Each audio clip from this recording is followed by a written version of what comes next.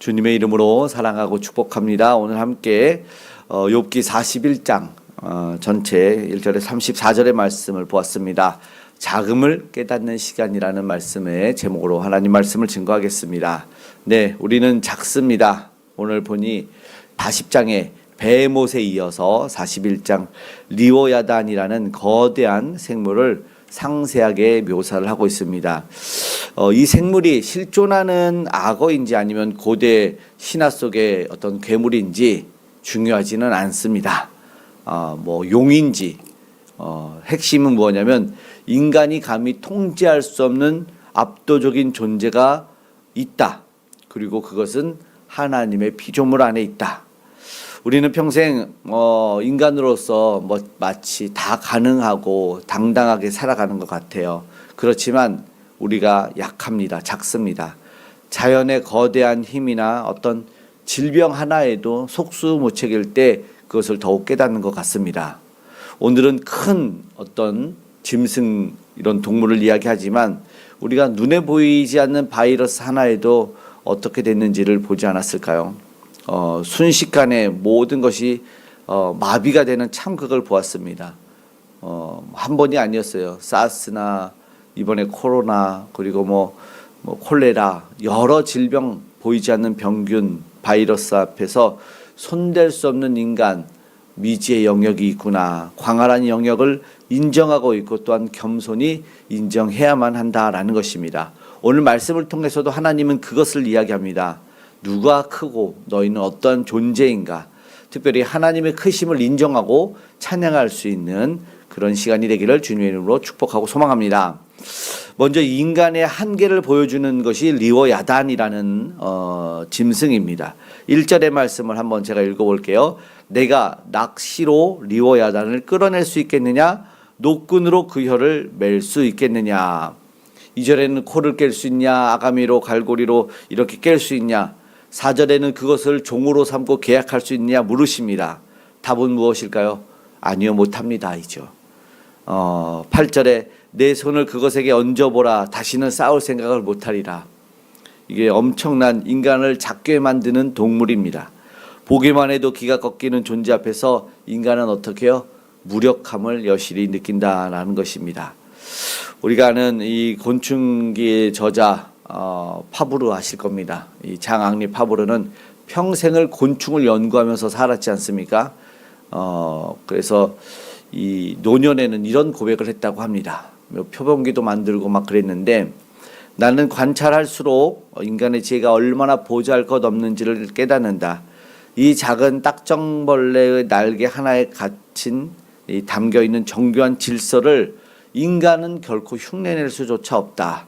나는 하나님이 만드신 거대한 이 도서관 자연 같은 것에 겨우 한 페이지를 읽었다. 이렇게 고백합니다.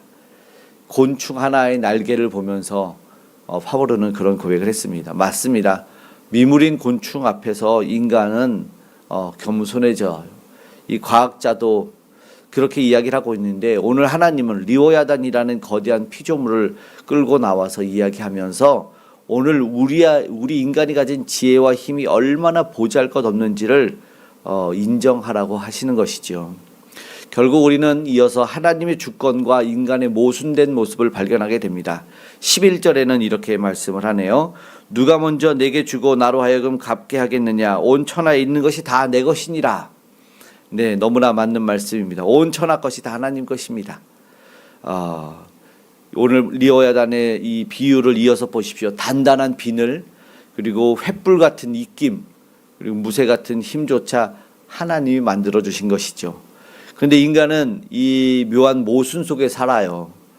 영화 속의 거대한 괴수나 히어로 능력이 있는 어떤 것에는 감탄하고 열광을 하는데 정말 모든 것을 창조하시고 운행하시고 만드신 하나님 앞에서는 무례하다는 겁니다.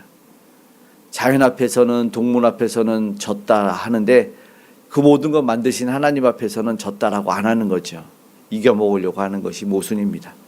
오늘 마지막 절 34절에 뭐라고 할까요? 함께 볼까요? 그것은 모든 높은 자를 내려다보며 모든 교만한 자들에게 군림하는 왕이니라. 이렇게 표현합니다. 인간이 아무리 잘났다고 교만하게 굴어도 하나님이 만드신 피조물 하나에도 결국 당연하지 못하고 통렬한 지적을 받고 있습니다. 결국 그렇게 될 수밖에 없죠. 우리도 사실은 그런 사람들이 있습니다. 신이 없다고 자신의 지성을 자랑하는 사람들도 있고 그런 사람들이 있지 않습니까? 그래서 한 젊은이가 배를 타고 가다가 거친 풍랑을 만났어요. 이제 배가 막 뒤집혀질 때는 진짜 그 죽음 이 위기 앞에서 살려달라고 하는 거죠. 그래서 무신론자인데 하나님 살려주세요라고 부르짖었답니다. 그래서 구조된 후에 친구가 야 너는 하나님 없다 그러더니 왜 하나님한테 살려달라고 기도했냐 그러면서 말하니까 철학자가 똑똑한 지성인이 부끄러워하면서 내 서재 위에는 사실은 하나님이 보이지 않았는데 이 성난 파도 앞에서는 내가 얼마나 먼지 같은 작은 존재인지를 그리고 그것을 과연 누가 만들어내고 다스리는 분인지를 알아야 될 것 같았다. 뼈저리게 사실은 느꼈다라고 고백을 했다라는 것이죠. 맞습니다. 진짜 크신 분 앞에서 오늘 우리가 겸손해져야 됩니다. 오늘 말씀을 마치고 함께 기도하기를 원합니다. 오늘 말씀은 리워야단이라는 알지 못하지만 이 신비로운 동물 짐승을 가지고 우리의 길을 죽이려는 것이 아닙니다. 네가 감당하지 못할 리워야단 사실은 누가 만들었느냐? 너를 사랑하는 내가 만들었다라는 사실은 복음의 메시지입니다. 오늘 성경은 사실은 이 리워야단을 어떻게 또 다른 곳에서 비유하냐면 바다 괴물로 묘사하지만 사실은 사탄이나 사망 권세로 이야기를 합니다. 이게 시편에도 나오고 이사야 27장에도 나오는데요. 이게 원어가 뱀에 꼬이는 뱀과 같은 존재로서 마치 인간을 힘들게 하고 또 하나님을 좀 대적하는 그런 묘사가 나오는데요. 그런데 우리 인간의 힘으로는 이게 낚아낼 수가 없다라는 것이 오늘 본문의 핵심이기도 하지 않습니까? 그런데 보시면 예수님께서 오셔서 이 리워야단의 머리를 깨트렸다. 시편 제가 한번 읽어봐 드릴게요. 74편 14절 리워야단의 머리를 부수시고 그것을 사막에 사는 자에게 음식물로 주셨으며 결국 주님이 이 그리스도께서 이 거대한 동물의 머리를 깨트려 인간을 힘들게 하는 이 존재를 깨트리셨다. 결국 우리가 감당할 수 없는 우리의 거친 풍랑과 이 죽음의 공포를 예수님이 깨트리셨다. 어디서의 십자가에서 그리고 부활하심으로 그 승리를 보여주셨습니다. 오늘 우리 주님은 리워야단보다 당연히 너무나 강하고 그들을 통제하는 분이시다라는 것입니다. 이제 그분이 우리 편이 되어주셨고 우리의 힘과 능력이 되어주셨다라는 것을 다시 한번 생각해 보게 됩니다. 이제는 더 이상 세상의 위협 앞에 보이지 않는 리워야단 같은 존재 앞에 오늘 우리는 무릎 꿇지 않아도 되는 것이죠. 기가 꺾일 필요도 없으며 당당하게 살아가야 됩니다. 그리고 가장 중요한 겸손이 은혜의 시작이다라는 것이죠. 오늘 주님은 사실 우리에게 겸손하고 마땅히 무릎 꿇을 자에게 무릎 꿇어라라는 메시지를 전해주고 있습니다. 이제까지 살아왔던 오늘 우리의 경험과 오늘 우리의 능력을 내려놓고 우리 가장 크신 주님 앞에 우리의 겸손을 고백할 수 있기를 그분의 팔과 능력을 의지할 수 있기를 그리고 세상 리워야단 같은 존재 앞에 당당히 그런 문제 앞에서도 걸어갈 수 있는 저와 여러분 되시기를 주님의 이름으로 축복합니다. 아멘. 기도하겠습니다. 사랑의 아버지 하나님 고맙고 감사합니다. 내 지식과 경험을 앞세웠던 이 교만을 회개하고 창조주 하나님 앞에 겸손히 엎드리기를 원합니다. 내 힘으로 통제할 수 없는 인생의 리워야단을 만날 때 그것을 다스리시고 머리를 깨트리시는 우리 주님을 신뢰하게 도와주시옵소서.